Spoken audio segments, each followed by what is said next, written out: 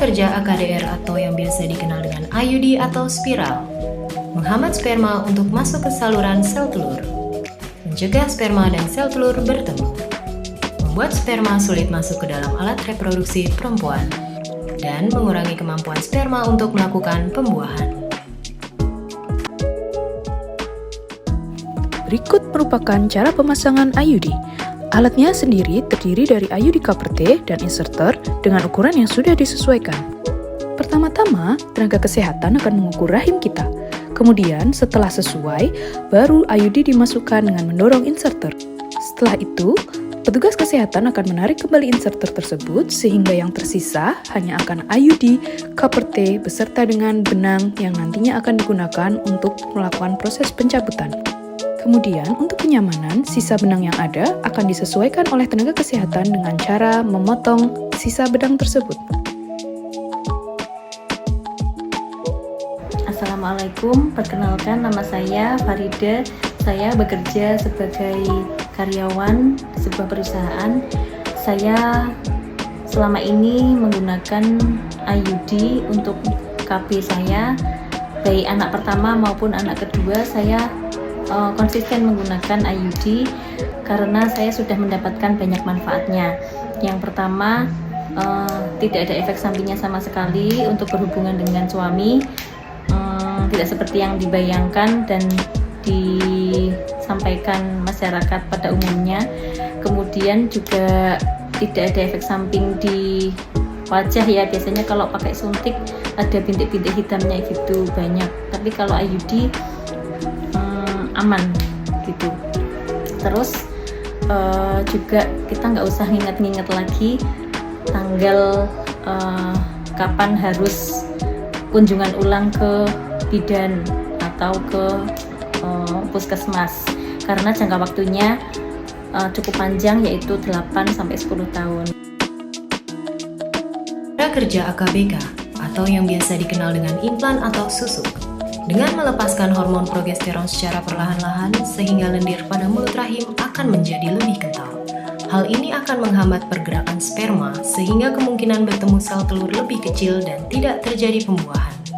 Selain itu, hormon ini juga mengganggu pembentukan lapisan pada dinding rahim atau endometrium, sehingga sel telur yang sudah dibuahi sulit menempel pada dinding rahim dan kehamilan tidak terjadi.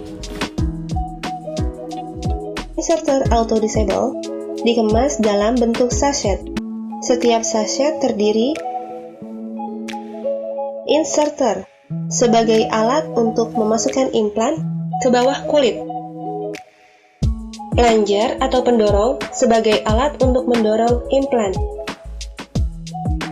scalpel atau pisau bedah sebagai alat untuk membuat insisi pada saat akan melakukan pencabutan. Letakkan tangan pada posisi lurus dan sejajar dengan bahu. Tentukan daerah pemasangan implan sekitar 8-10 cm di atas lipat siku. Untuk menghilangkan rasa sakit saat pemasangan implan, gunakan anestesi lokal. Masukkan jarum tepat di bawah kulit pada titik pertama yang terdekat dengan siku. Kemudian, lakukan aspirasi untuk memastikan jarum tidak masuk ke dalam pembuluh darah. Suntikan sedikit obat anestesi untuk membuat gelembung kecil di bawah kulit. Kemudian, tanpa memindahkan jarum, masukkan ke bawah kulit atau subdermal sekitar 4 cm. Kemudian tarik jarum pelan-pelan sehingga membentuk jalur sambil menyuntikkan obat anestesi sebanyak 1 mili di antara tempat untuk memasang implan. Ketiga, pemasangan implan. Pemasangan implan pertama, tusukkan inserter pada titik pertama yang terdekat dengan siku.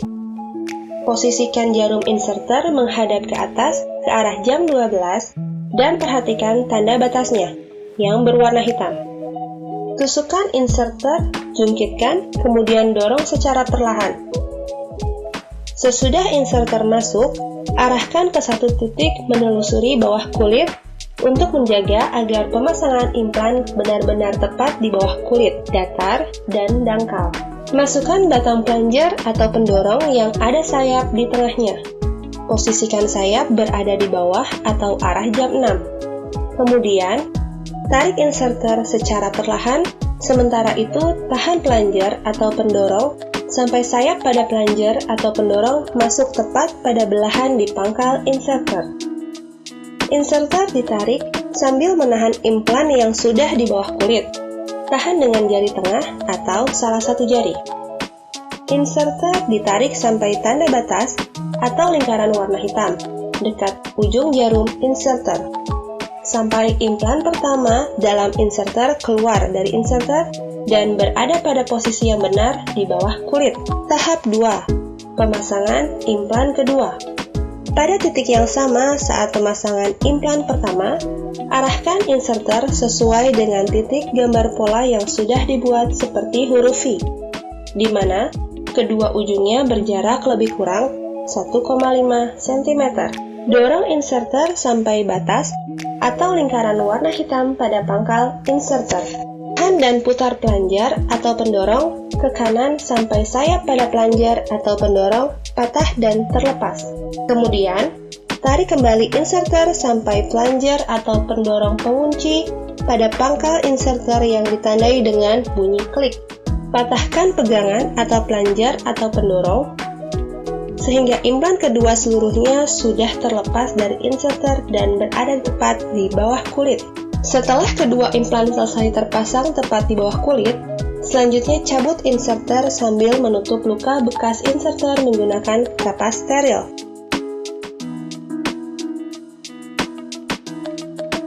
Rapatkan bekas tusukan inserter dan tutuplah dengan band-aid atau plester antiseptik. Setelah itu, gunakan perban untuk membantu plester antiseptik melindungi bekas luka inserter. Saya Puspa, saya sebagai ibu rumah tangga. Saya sudah berkabel implan selama 2 tahun.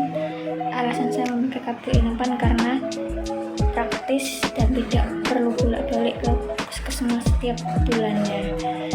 Dan di saya itu cocok dan nggak ada efek samping. Dan saya juga nggak perlu khawatir dan tenang saat berhubungan karena saya sudah berkabel.